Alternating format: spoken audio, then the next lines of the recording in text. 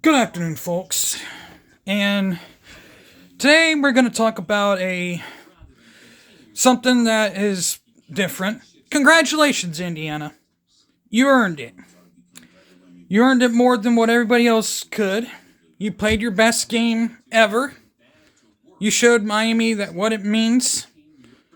Despite everyone saying Miami shouldn't be there. I mean, yeah, don't get me wrong. Ohio State played that garbage. I was looking forward to another Ohio State Indiana rematch, but oh well. 13-10. But what I'm talking about is the first time since 1864 a team has gone 16-0. Congratulations. You earned it. I'm not upset at all that we didn't make it. I'm actually happy for the Big Ten.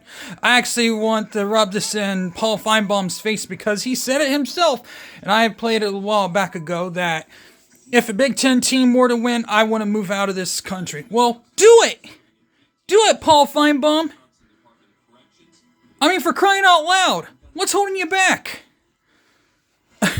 I mean, I might even do a little TikTok thing showing tears and drinking tears, Paul Feinbaum tears or something. I mean, I might just do something funny. But, I mean, it's something that they shouldn't be. I mean, the only team that really hold them down to their lower par is Ohio State. 13-10, they beat Ohio State by only a field goal. So, 13-10. But Miami held right with them till like the very end, and then they kicked a field goal. I mean, Miami's defense was pretty good, I gotta admit. They were a really decent defense. They kicked the field goal, 27-21, final score. Indiana holds off Miami to win it all, to go 16-0. Hats off to you, Miami, to hang with them. But you're right back to oblivion, back to where you were 23 years ago. When Ohio State beat you in the 2003 Fiesta Bowl. I wanted it to be the Fiesta Bowl if you really wanted to be justice where you would beat Ohio State, it should be the Fiesta Bowl, not the Cotton Bowl. Just a thought. I'd rather it be the Fiesta Bowl where you beat us, not this bowl. Oops, did I say that soon enough? But honestly, hats off to Miami for getting as far as they did. They played really well. So I gotta say hats off to them. But they scored some. They hit the weak spots of Miami. That's how they managed to get downfield. The pass plays were there, and they made success on those pass plays. A simple penalty there at the very end where Indiana got a first down, but a false start penalty, caused them to go back 5 yards, and they really couldn't get better off of that, and they were forced to kick a field goal, and Miami had enough time on the board, and they're a fast-paced team to go downfield. No timeouts left, either. And a similar situation what Ohio State dealt with against, who was that? Notre Dame a few years ago, when they were down 14-10. And they came back and beat Notre Dame 17-14. A very similar situation, but somehow, some way, they stopped them. Because Carson Beck went to throw a pass, and it was intercepted. And the game was over. The game was over. This guy, somehow, some way, somehow manages to make things happen when it really shouldn't happen.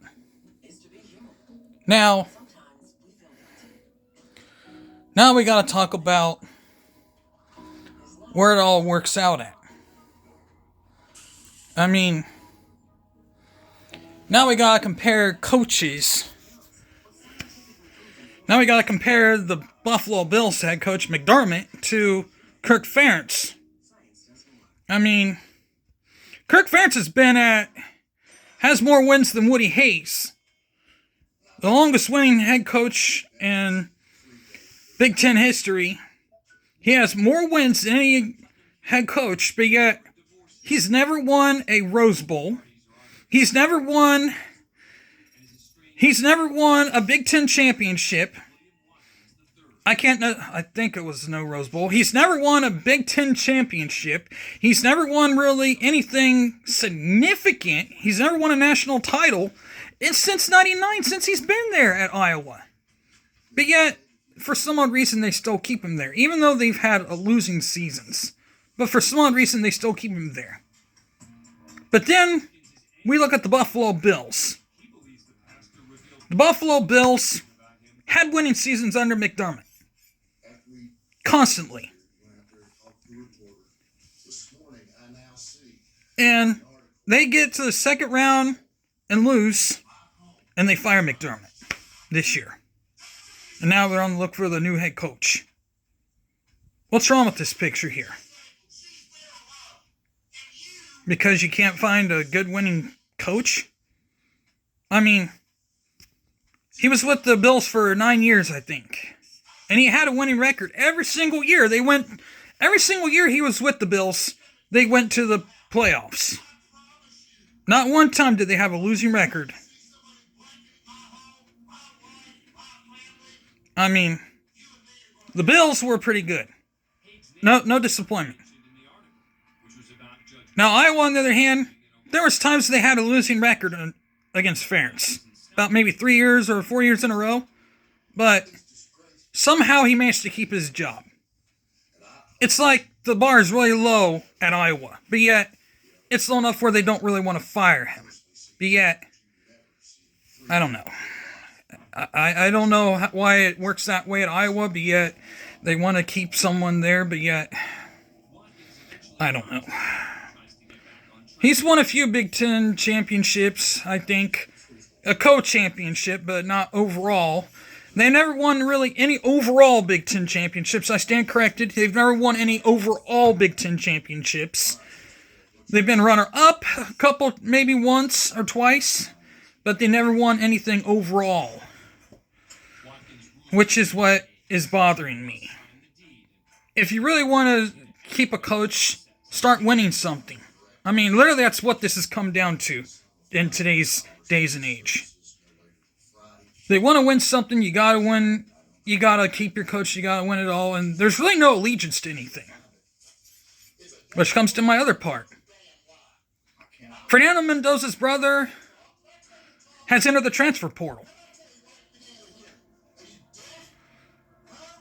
I mean, that's shocking.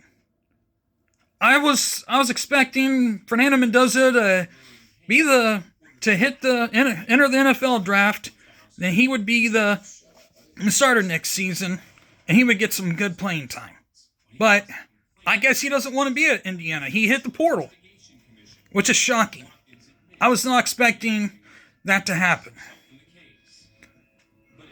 Alberto Mendoza, Fernando's brother, hit the portal. Shocking.